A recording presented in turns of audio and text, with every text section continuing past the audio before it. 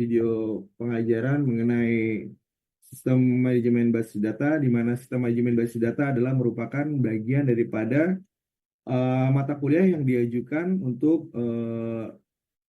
penunjang jabatan fungsional dosen ya. Adapun pengajaran merupakan salah satu poin daripada Tridharma perguruan tinggi, yang mana diantaranya pengajaran, penelitian, dan juga PKM. Untuk mata kuliah sistem manajemen basis data ini akan dilakukan secara paparan teoritis maupun paparan dengan menggunakan praktek baik secara online maupun offline, baik di kelas maupun di lab ya. Untuk pada saat ini kita bertemu dengan perkuliahan online ya. Oke, kita mulai bahwa di materi ini bahwa terdapat database dan juga database manajemen sistem, kemudian komponen lingkungan database, arsitektur database, lalu bahasa database dan model basis data, dan juga data warehouse, serta OLAP, data mining, dan SQL, serta sistem basis data terdistribusi. Di sini ada database dan DBMS adalah database merupakan pengorganisasian atas sekumpulan data yang saling terkait sehingga memudahkan aktivitas untuk memperoleh informasi. Jadi database itu adalah kumpulan beberapa data ya, baik itu datanya berbentuk gambar, berbentuk teks maupun video. Kemudian untuk mengelola atas basis data tersebut, kita menggunakan perangkat lunak yang disebut database management system, yang lebih familiar dan sering banyak dipakai biasanya untuk baik kalangan yang masih belajar maupun yang sudah expert, itu biasanya masih menggunakan MySQL ya sampai sekarang ya. Kemudian kenapa masih digunakan ya, karena di situ masih ada fitur-fitur gratis gitu untuk diolah, kemudian juga dipelajari. Kemudian DBMS adalah sebuah perangkat lunak sistem yang bisa memungkinkan para pemakainya bisa membuat, kemudian memelihara, mengontrol, dan juga mengakses basis data dengan cara yang praktis dan juga efisien.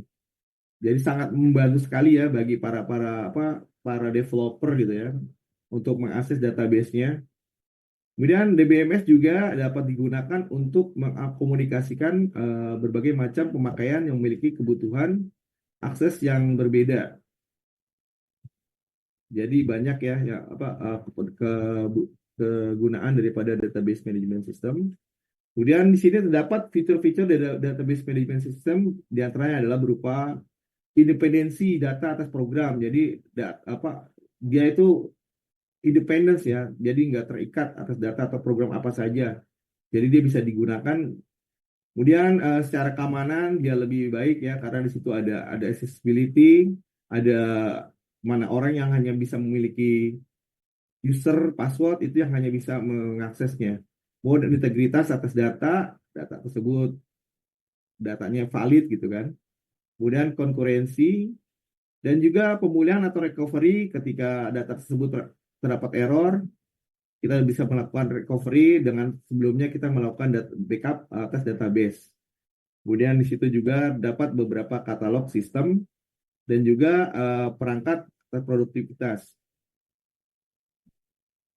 Berapa keunggulan daripada penggunaan DBMS, yakni bahwa kita bisa mengendalikan kemudian juga mengurangi redundant atau duplikasi data, sehingga data tidak memenuhi atau data-data yang tidak penting tidak memenuhi storage gitu, yang akan mengakibatkan penuhnya suatu penyimpanan gitu ya. Kemudian menjaga konsistensi dan juga integritas data, bahwa kita bisa berkonsistensi dan datanya integritas. Lalu memudahkan kita memperoleh informasi yang lebih banyak dari data yang sama. Jadi kita bisa mengolah data yang sama, dari data yang sama kita bisa memperoleh informasi yang banyak. Dan juga bisa meningkatkan keamanan atas data, serta memasakkan penerapan standar Selain itu, keunggulan daripada DBMS adalah bisa menghemat biaya, baik biaya yang dikeluarkan, kemudian menanggulangi konflik kebutuhan antar pemakai. Jadi misalnya ada beberapa user yang ingin mengakses database, satu database itu bisa tidak ada pertubrukan ya, karena di situ sudah ada apa sistem untuk menanggulangi konflik dan juga meningkatkan tingkat respon dan kemudahan akses bagi pemakai akhir. Kemudian meningkatkan produktivitas pemrogram serta bisa meningkatkan pemeliharaan. Lalu meningkatkan konkurensi tanpa menimbulkan masalah kehilangan informasi atau integritas. Kemudian pada DBMS itu juga meningkatkan layanan backup dan recovery karena di situ sudah ada fiturnya ya bahwa kita bisa membackup ketika terjadi permasalahan pada database, kita akan memanggil hasil daripada backup tersebut untuk dilakukan recovery atau restore. Adapun di samping keunggulan atau advantage daripada DBMS, terdapat juga weakness atau kelemahan, di mana kompleksitas yang tinggi membuat administrator dan pemakai akhir harus benar-benar memahami apa-apa saja fungsi dalam DBMS agar dapat memperoleh manfaat yang optimal. Kemudian juga ukuran penyimpanan dibutuhkan oleh DBMS sangat besar, jadi butuh storage ya, berupa hard disk atau SSD. Kemudian memerlukan memori yang besar agar bisa bekerja secara efisien, jadi bisa diakses lebih cepat dengan memori yang lebih besar. Kemudian harga DBMS yang handal sangat mahal ya, seperti Oracle ya kan, bisa itu kan kelas corporate ya. Kemudian terkadang DBMS meminta kebutuhan perangkat keras dengan spesifik tertentu. Jadi dia menentukan requirement bahwa DBMS itu dalam berjalan hanya dengan aplikasi dengan perangkat keras sesuai spesifikasi yang sudah ditentukan oleh DBMS tersebut. Kemudian biaya konversi sistem lama ke sistem baru yang memakai DBMS terkadang sangat mahal, di mana kinerjanya terkadang kalah dengan sistem yang berbasis berkas. Lalu dampak kegagalan menjadi lebih tinggi karena semua pemakai bergantung pada ketersediaan DBMS. Komponen lingkungan database-nya berupa perangkat keras, perangkat lunak, data, prosedur, dan juga orang. Di mana orang-orang yang terlibat dari DBS adalah orang yang berperan langsung. Di sini ada DBA atau Database Administrator. Administrator adalah orang yang bertanggung jawab atas administrasi, di mana tugasnya adalah mengatur otorisasi akses terhadap basis data, kemudian memonitor penggunaan basis data, melayani permintaan software dan hardware. Sedangkan database designer adalah orang yang bertanggung jawab dalam perancangan basis data, di mana tugasnya dia bisa mengidentifikasi data yang akan disimpan dalam basis data, memilih struktur yang sesuai dalam menyajikan, kemudian menyimpan data.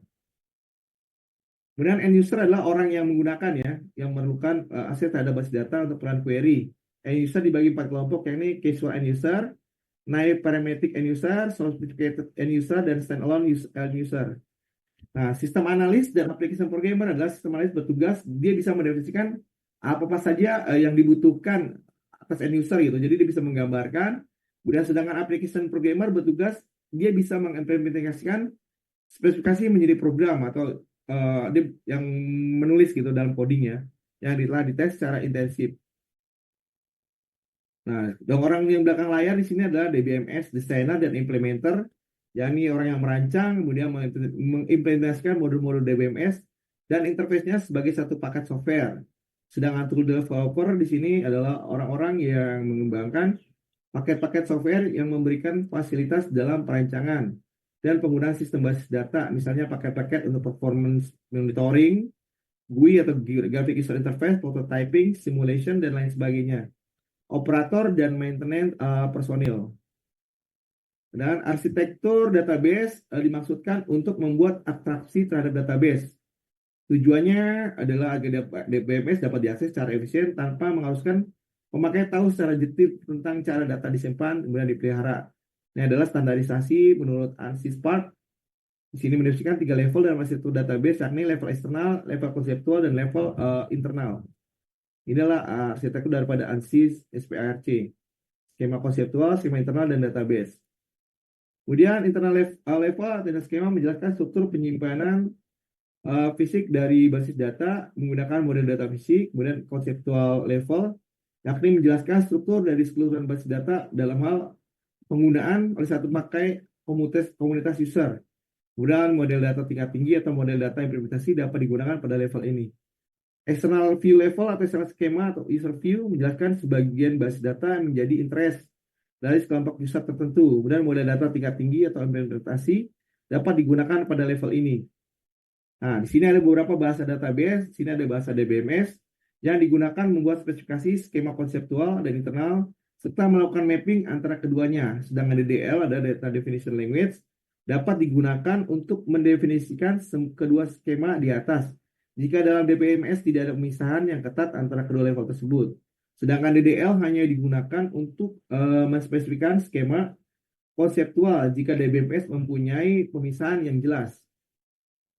Untuk mapping antara keduanya dapat digunakan VDL atau View Definition Language untuk menspesifikasikan user view dan mappingnya menjadi skema konseptual. Sedangkan DML atau Data Manipulation Language itu difungsikan untuk melakukan manipulasi data, di mana data tersebut telah dilakukan proses kompilasi skema konseptual. Sedangkan SQL atau Structured Query Language adalah contoh bahasa yang digunakan untuk kita memanipulasi basis data relasional yang mengintegrasikan DDL, VDL, dan DML. Nah, di sini ada beberapa model basis data. Terdapat 4 macam, yang ini model data hierarkis, model data jaringan, model data relasional, dan model data berorientasi objek. Yang hierarkis di sini maksudnya adalah seringkali dijabarkan dalam bentuk pohon terbalik, dikenal dengan istilah parent dan child. Masing-masing berupa simpul dan terdapat hubungan bahwa setiap child hanya bisa memiliki satu parent, sedangkan satu parent bisa memiliki sejumlah child. Simpul tertinggi di sini disebut root, jadi yang paling atas adalah root. Model data hierarkis tidak dapat membersihkan hubungan multi ya. Nah, di sini adalah contoh model data hierarkis root. Di sini ada data dosen A, dosen B, MKA, MKB. Contohnya seperti ini ya. Nah, kemudian model data jaringan. Model data jaringan menyerupai model hierarkis, tapi dia tidak mengenal root, di mana setiap child bisa memiliki lebih dari satu parent. Kemudian mendukung hubungan MM ya, many ya. Kemudian di sini ada contoh model jaringan dosen A, dosen B. Seperti ini, ada mata kuliah A, mata kuliah B, mata kuliah C. Ya, di dalamnya ada mahasiswa siapa gitu kan di dalamnya. Nah, kemudian sedangkan model data relasional adalah model data relasional menggunakan sekumpulan tabel berdimensi 2 dengan setiap tabel tersusun atas sejumlah baris dan kolom, di mana kolom field dapat didefinisikan sebagai satuan data terkecil dalam sebuah tabel yang mempunyai makna. Sedangkan baris record adalah kumpulan kolom yang menyatakan suatu data yang saling terkait. Pada model data relasional, kaitan atau asosiasi antara dua buah tabel disebut relasi. Relasi ini dalam berupa satu-satu, maksudnya satu data pada suatu tabel berpasangan dengan hanya satu data pada tabel lain. Sedangkan satu to many adalah satu data pada suatu tabel berpasangan dengan banyak data pada tabel lain. Nah, di sini adalah model data relasional tidak mendukung relasi many, di mana relasi seperti ini diperlukan dibentuk dengan relasi many satu dan satu many ya. Secara konsep, setiap tabel harus memiliki primary key, di mana primary key dapat tersusun dari sebuah atau berprofil yang tugasnya sebagai identitas yang unik untuk setiap baris data. Sedangkan foreign key adalah sebuah kolom dalam sebuah tabel yang menjadi penghubung dengan primary key pada tabel lain. Sedangkan indeks di sini adalah suatu mekanisme dalam database yang memungkinkan pencarian data dapat dilakukan dengan cepat. Nah, selanjutnya, konsolidasi melibatkan penumpukan data. Di sini ada drill down, yakni adalah sesuatu bentuk yang memungkinkan data yang ringkas dijabarkan menjadi data yang lebih detail. Slicing and dicing menjabarkan pada kemampuan untuk melihat data dari berbagai sudut pandang. Nah, di sini adalah SQL adalah bahasa yang digunakan untuk mengakses basis data yang tergolong relasional.